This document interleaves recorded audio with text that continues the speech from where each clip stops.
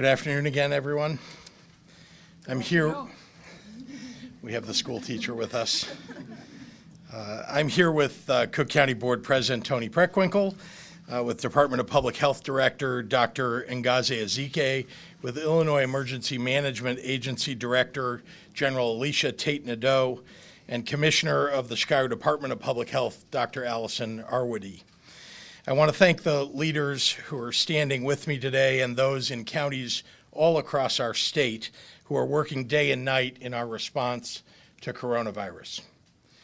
As I mentioned yesterday, my administration will be hosting daily press conferences on the current state of COVID-19 in Illinois. Depending on the updates at hand, you may see any combination of myself, Dr. Ezike, AEMA Director General Tate-Nadeau, and other senior leaders of my administration and elected officials and public health experts from other levels of government each day at 2:30 p.m. We can also be viewed via live stream at illinois.gov/live video. Since our last press conference yesterday afternoon, there are 8 additional cases here in Illinois. Our total case count is now 19. These new cases include our first 2 from outside of Cook County. These 2 cases outside of Cook County, a man in his late teens with ties to Lake and McHenry counties, and an unrelated individual in her 60s from Kane County, are not healthcare workers, have no history, and have not had close contact with any known positive COVID-19 case.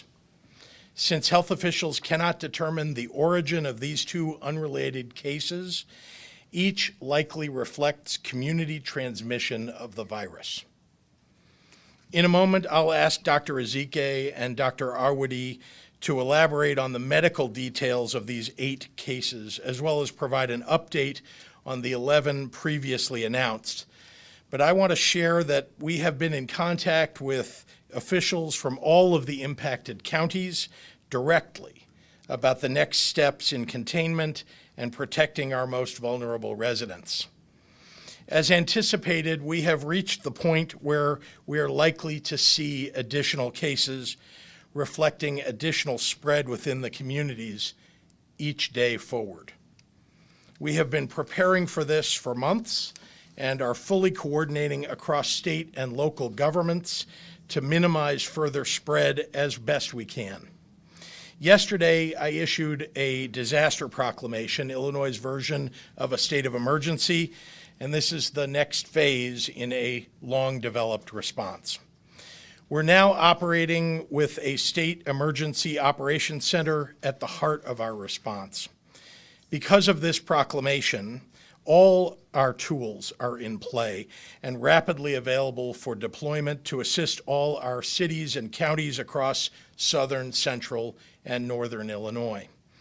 As this situation has evolved, I've consistently reminded you that Illinois has one of the strongest public health systems in the nation. We were among the first states in the nation able to test for COVID-19, which we are now doing in Chicago, in Springfield, and in Carbondale, and we anticipate commercial expansion in the near future. Of course, we must also contend with the reality that our capacity cannot be separated from the material response of the federal government, our federal partners. I have personally reached out to senior federal officials to demand that we get more tests as soon as possible. It's critical to our response and to the response of every state and jurisdiction across the nation that as we see a national surge in cases, we are matching that with a rapid increase in testing. In order to best care for our patients, we need to be able to gauge the exact scope of COVID-19's spread, and it is imperative that the federal government provide leadership here. At the state level, we're continuing to make all necessary preparations to advance our public health systems. And we're doing so with a particular focus on the safety of our most vulnerable residents at the core of our efforts, paying special attention to our nursing homes, our veterans' homes, and long-term care facilities. We've implemented new staffing procedures and issued strict guidelines around restricting visitors at the facilities that we control. Yesterday, we also hosted a webinar with over 400 representatives from nursing homes and assisted living facilities across the state and are working closely with the various statewide associations of private owners to ensure that they match our efforts with similarly strict guidelines. As always, we encourage everyone to check in on their elderly friends, relatives, and neighbors, to wash their hands regularly and vigorously, and to use precautions about large crowds. We will continue to keep you fully updated and informed as we move forward. I thank you very much, and now I'd like to turn it over to Cook County Board President Tony Preckwinkle. Good afternoon. I want to thank you, Governor Pritzker, for your attention to ensuring that our residents stay informed on the latest information about COVID-19. I would also like to take this time to thank the medical professionals who are here today and who are working throughout our community to ensure that our COVID-19 patients are getting the best possible care and working to minimize the impact of COVID-19. They are on the front line, ensuring the health and well-being of our residents and visitors. Cook County's Department of Public Health, under the leadership of Dr. Mason, who is with us today, is tracking and identifying all the potential contacts of the latest cases.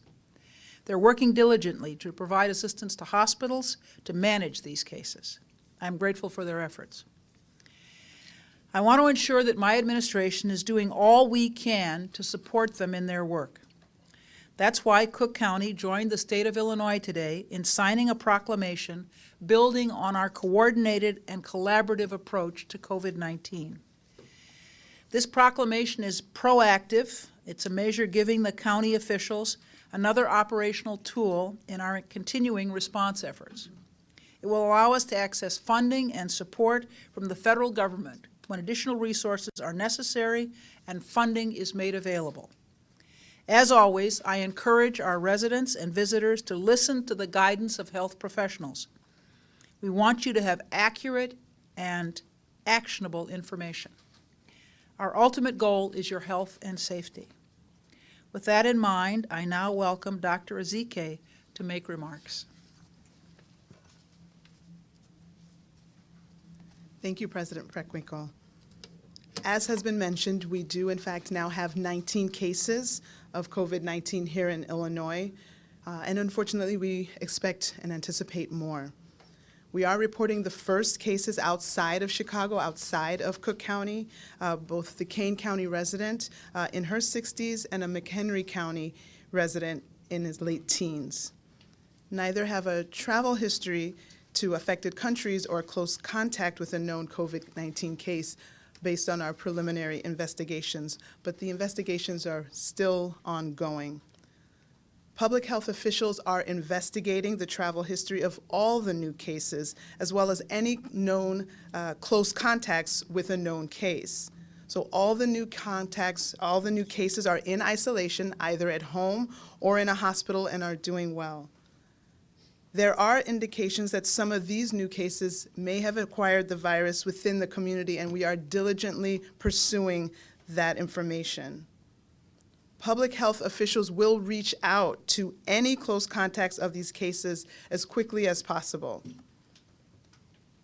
Yes, I know people will be concerned that they see a youth in this new identification of cases. Although we do have younger individuals, based on what we've seen in other countries, the virus appears to show more severe illness in older adults. For this reason, we are asking our older adults to limit their activities in the community, especially large indoor events. We are also recommending long-term care facilities and nursing homes to restrict visitors under the age of 18 and those with obvious colds, influenza, or potential COVID-19 infection. Staff should also be screening all employees as they come in for symptoms of fever, before starting their shifts.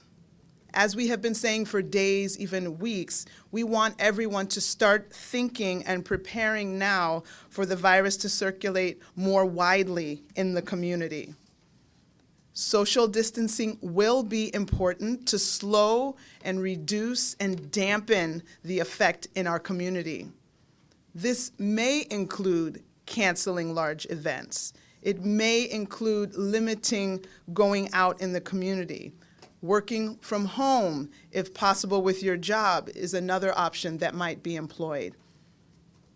Spread in the community, similar to what we've seen around the world, will definitely cause disruption to our daily lives. So we can minimize that by putting some plans in place. So we want people to think now about how that will look in their daily lives or in their homes and communities. Resources to help you plan some of those contingency plans are found on the IDPH website at dph.illinois.gov. Again, our 3 laboratories here in Chicago, Springfield, and Carbondale continue to test for COVID-19, and we are looking both for individuals who are symptomatic and meet our PUI, persons under investigations definition, but also collecting samples from the 15 surveillance hospitals across the state. Local health departments are not able to provide testing for COVID-19. So please contact your healthcare provider if you have questions or concerns about a possible exposure for yourself or a loved one. We do encourage people with general questions about COVID-19 to call our hotline. That number again is 1-800-889-3931. This hotline, however, is not to assess a person's individual symptoms. So again, if you have symptoms or you think you've been exposed, please contact your own healthcare provider. As the governor already stated, the state of Illinois will continue to use every resource, every single tool available to respond to this situation, and we will continue to work in lockstep with our local health departments and other state agencies to effect the best possible result for the people of Illinois. We will continue to keep you abreast of all positives as we learn them, and in the meantime, please don't get tired of hearing this. We're continuing to recommend the everyday health actions to help prevent yourself and others, especially our most vulnerable people, from becoming ill and spreading germs. So continue to wash your hands, cover your cough and your sneeze, stay home when you're sick, disinfect surfaces that are touched frequently.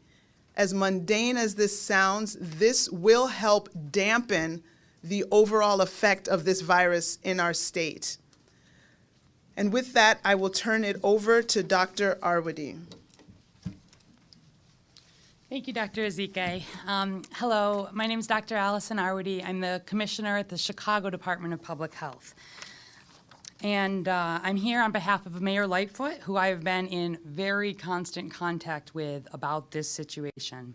So as you've heard, there have been more cases identified in Illinois and in Chicago. As opposed to getting into the details of each case, what I actually want to take some time to do is to put this in context. You've just heard from Dr. Ezike some really good recommendations about things that we want everybody doing here in Chicago. But I want to focus even more specifically on our vulnerable populations. You heard me say yesterday that we're making already recommendations that people who are over the age of 60 and people with underlying conditions, that's heart conditions, lung conditions, diabetes, people with immune system problems, people who are undergoing treatment for cancer. We really want those folks not attending large gatherings. Someone who is over 60 and is otherwise in good health can make decisions about that. The age, especially people who are over 80 or over 90, where we really look at the data, that's where we start to see much more both severe illness and the potential for death. But certainly the risk does start to increase over the age of 60, and so people combining age and people with underlying conditions is where we want to think about that. So I do also want to talk in a little more detail about some practical things, both that you can do at home and that the City of Chicago is doing to help you understand what it means to think about vulnerable populations and how to protect them. So in addition to the general advice that Dr. Ezike gave, I want to let folks know that now is the time to work on getting any underlying conditions that you may have into the best possible shape that they can be. Now is the time, if you have diabetes, check in with your doctor. Make sure you have your medications. Make sure you're doing what you can, as much as that is possible, to have that in control.